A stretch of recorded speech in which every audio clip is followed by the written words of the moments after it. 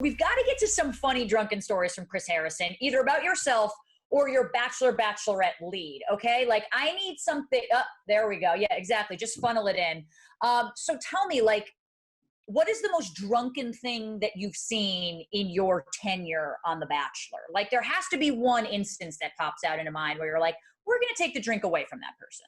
Matt Grant's season, I forget her name, but she took off her undies in the middle of the cocktail party night one and gave them to Matt. I don't know if you remember, there's this, and now this is a little old school, but I just vividly remember Matt holding, he's like, what just happened here? This is not okay. That is a moment that I don't know why it sticks with me. There's a lot of things I can't unsee in my life, but that's definitely one of them. Getting Chris Harrison to say undies was definitely my goal of 2020. So I have accomplished this and I'm feeling very proud of myself. And obviously, you know, Chris, I can't have you here and not talk a little bit about literally the craziest season that I've ever seen on The Bachelorette. And I've been watching from the beginning. We're well into the season and Clare's departure has happened. We're all aware of it now. What was your reaction, honestly, when you found out that she would be leaving? I've never really seen you have a heart-to-heart like you did with Clare. Yeah, well, you know, and it was this kind of slow, well, I say slow, it happened in a couple of weeks, but it wasn't like this, you know, rip the Band-Aid off moment. There wasn't this light bulb thing where we're like, okay, switch, you know, Clare's out, because, you know, we had to actually make sure that Clare was going to go through with this and that Dale was going to go through with this. And so even after we had called Tayshia and said, hey, we may be doing this, but just to be sure, we need you to come out and start quarantining and going through the process and be testing while we figure this out. And thank God that Tayshia was gracious enough and understanding that she came out to Palm Springs still not knowing that she was really going to be the Bachelorette. And so that was happening while we kind of shut production down, essentially, told the guys, hey, y'all chill for a little bit. We're going to have a whole new show where it's just Clare and Dale dating.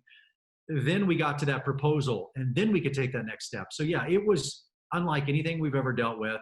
We're in the middle of the pandemic. So on top of that, it was just insane of trying to logistically make this happen. You know, I heard somebody, or there was one rumor going on that this whole thing was a setup from the beginning. And I can assure you by the gray hairs that we all have, it wasn't even close to that. Yeah, I don't think you guys would put the added pressure on yourselves. I mean, given the insane circumstances, you know, just due to COVID, quarantine, Clare leaving early, do you think Tayshia's doing a good job as a Bachelorette? Because I got to say, she's one of the best ones I've seen in a while. She was really the calm in the storm that we needed. You know, we weren't sure. That was the crazy part too, is, you know, Tayshia was coming in completely unknown. These guys, she didn't know. And, you know, the show wasn't cast for her. And so there were a lot of unknowns of like, is this going to work? But when she came in and she just has this calm, easy energy about her, and the guys' jaws just fell to the ground. I'm like, we got something here. We're good. And then they started dating. And what's exciting for me is there's a great group of guys here. There really is a good group of men. And you're starting to get to know them now. You're just really beginning to get to know the Bens and Zachs and even Bennett's of the world. And the show is just now really taking shape and starting over. And it's crazy to think we've already had a proposal and the show's just beginning. It's hard to it's still, even for me, is hard to understand.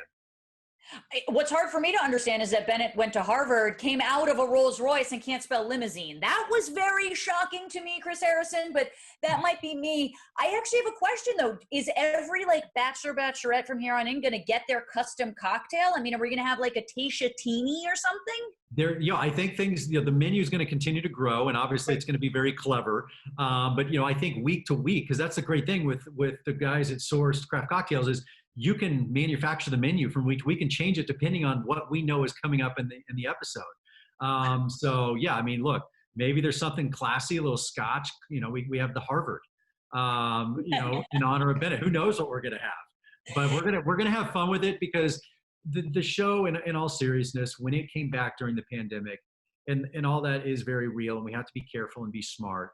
And we all feel a little alone, and it's a little, you know, this thing has separated us. And the one thing the Bachelor and Bachelorette has been able to do is kind of create this community. And if nothing else, on Tuesday nights, you feel a part of something. And I love that Bachelor Nation community.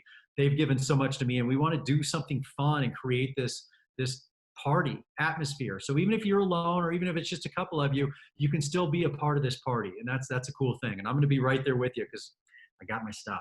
Yeah, and it's 11:30 a.m. where you are, so we know that you're supporting us. Let's not be so judgy, okay? Yeah. It's the pandemic.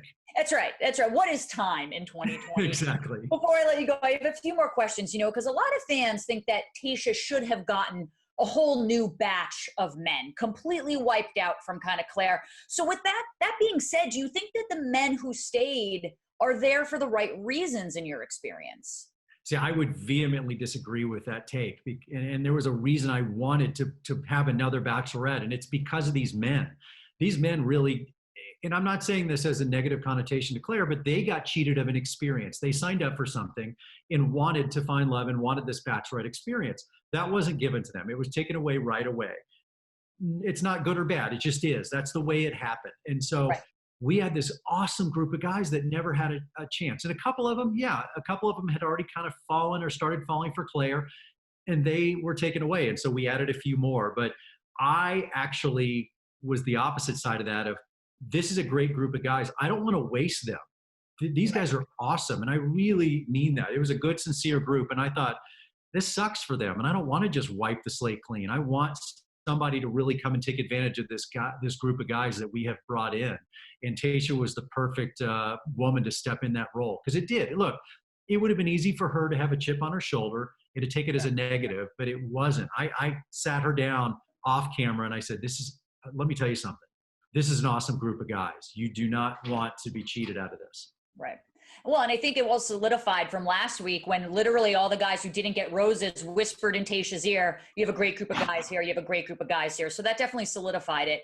And, in the preview for the new episode, it seems like there is a lot of drama with the guys and someone might be going home prematurely. What can you tell us about this? I'll say this for Tayshia. I've known her for a while. She's a dear friend of mine. And I've never really seen the flip side of her where she's been angry, had to kind of take matters in her own hands and had to show that side. And I was hoping it was there, but I wasn't really sure.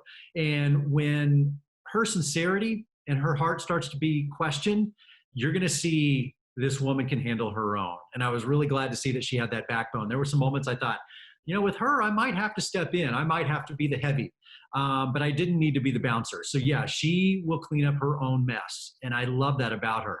It's a side of Tayshia that I think we're all going to be pleasantly surprised to see. She is definitely an impressive woman. Chris, thank you so much for your time. I cannot wait to get my own shipment of sourced craft cocktails and my first impression rose. I really appreciate your time, Chris.